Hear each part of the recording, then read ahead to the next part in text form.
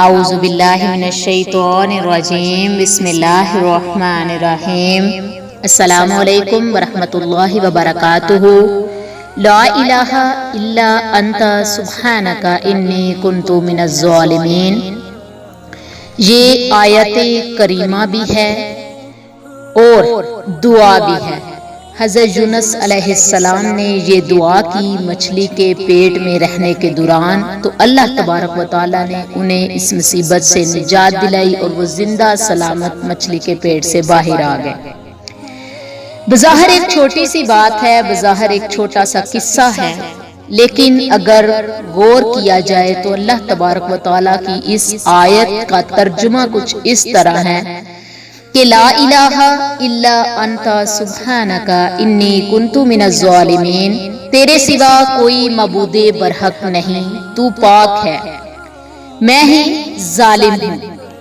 اس دعا میں توحید کا ذکر آیا، اللہ کی وحدانیت کا ذکر آیا، اللہ کی وحدانیت کی گواہی دی گئی، معبود برحق کے واحد اور یکتا ایک ہونے کی گواہی دی گئی، اللہ کے پاک ہونے کا ذکر کیا گیا۔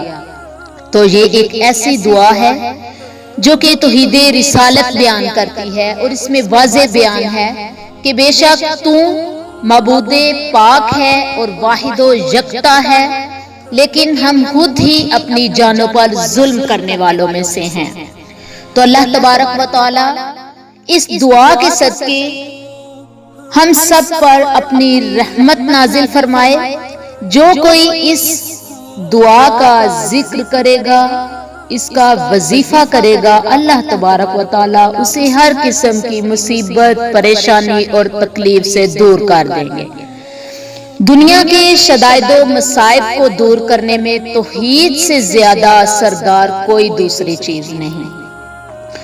توحید اللہ کی وحدانیت کا اقرار کرنا، اللہ تعالیٰ کے ہاں گواہی دینا، اور گواہی میں یہ کہنا کہ اللہ تبارک و تعالیٰ کی ذات اقدس بہت مبارک اور پاک ہے، وحدہ لا شریک ہے۔ تو اس بنا پر اگر ہم دعا کریں گے تو اللہ تبارک و تعالیٰ ہماری دعاؤں کو ضرور قبول فرمائیں گے۔ مچھلی کے پیٹ میں رہنے کے دوران حضرت یونس علیہ السلام نے یہ دعا کی تو انہیں زندہ باہر نکال لیا گیا۔ اس دعا کو آپ مصیبت میں، پریشانی میں اور تکلیف میں پڑھ سکتے ہیں، اس کا ورد کر سکتے ہیں، اور اس آیت کریمہ کو آپ کھلا بھی اور کوانٹٹی میں بھی پڑھ سکتے ہیں، مطلب لیمیٹڈ ٹائم بھی آپ مقرر کر سکتے ہیں، لیمیٹڈ کوانٹٹی میں بھی پڑھ سکتے ہیں، اور چلتے پھرتے بھی پڑھ سکتے ہیں۔ کچھ ایسے لوگ ہیں جو کہتے ہیں کہ اس آیت کریمہ کو چلتے پھرتے پڑھا نہیں جا سکتا۔ ایک لحاظ سے یہ بات ٹھیک ہے، کیونکہ باوضو کوئی بھی عمل کرنا بہترین ہوتا ہے۔ اللہ تبارک و تعالیٰ کا نام لینا، اس کی وحدانیت کا اظہار کرنا، اس کی گواہی دینا، اس کی آیات کو، نازل کردہ آیات کو پڑھنا اور دعا کرنا، یہ سب رد عمل اگر ہم باوضو کریں تو یہ ہمارے لیے زیادہ باعث رحمت اور باعث نجات ثابت ہوگا۔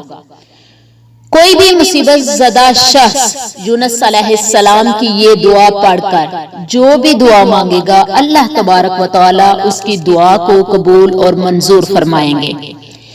اگر کسی پر کوئی پریشانی آئی ہے اور وہ دور نہیں ہو رہی، یا پریشانیاں بڑھتی ہی جا رہی ہیں، تو اس ورد کو عام کیجئے اور اس وظیفے کو کیجئے۔ اللہ تبارک و تعالیٰ اس وظیفے کے صدقے پریشانی، مصیبت اور تنگ دستی کو دور فرمائیں گے۔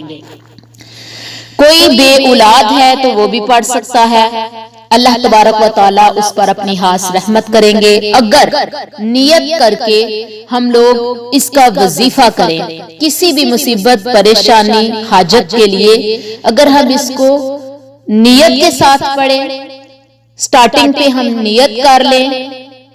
نیت باقاعدہ کی نہیں جاتی، نیت جو ہے وہ اعمال کا نام ہے، اعمال کا دار و مدار نیتوں پر ہے۔ تو جب آپ عمل کرنے لگے تو یہ نیت کر لے کہ میں اس نیت سے یہ عمل کرنا چاہ رہی ہوں، اللہ تبارک و تعالیٰ میرے اس عمل کو پورا کرتے ہوئے میری اس حاجت کو پورا فرمائے۔ تو اللہ تبارک و تعالیٰ حضرت یونس علیہ السلام کے صدقے، آپ کی دعا قبول ہونے کے صدقے اللہ تبارک و تعالی ضرور اس حاجت کو بار لائیں گے اور اللہ تبارک و تعالی اس حاجت کو پورا فرمائیں گے۔ اس لیے اسے کسی بھی حاجت کے لیے، کسی بھی مصیبت پریشانی سے نکلنے کے لیے، کسی بھی تکلیف کو دور کرنے کے لیے اس کو پڑھا جا سکتا ہے۔ حدیث شریف میں ہے کہ جو کوئی مصیبت زدہ بارگاہ الہی میں ان کلمات سے دعا کرتا ہے تو اللہ تبارک و تعالی اس کی دعا قبول فرماتے ہیں۔ حضرت یونس علیہ السلام کو مچھلی نگل گئی لیکن مچھلی کے پیٹ سے اب زندہ واپس آ گئے۔ یہ ایک ناقابل یقین عمل ہے، لیکن اللہ تعالیٰ نے اس آیت کے صدقے، اس دعا کے صدقے اللہ تعالیٰ نے یہ کر دکھایا۔ بے شک اللہ تعالیٰ کی ذات مبارکہ ہر چیز پر قادر ہے۔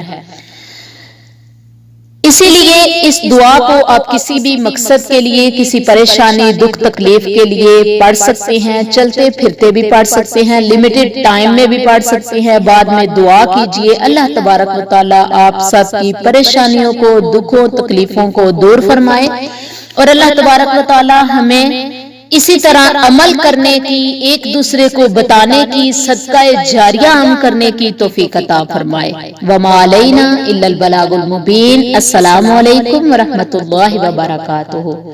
اسلام ہمارا ایمان چینل آپ سب کے لیے دینی انفارمیشن لے کر آتا ہے۔ اس چینل کو سبسکرائب کیجئے، لائک کیجئے اور اپنے پیاروں کے ساتھ شیئر کیجئے صدقہ جاریہ کے طور پر۔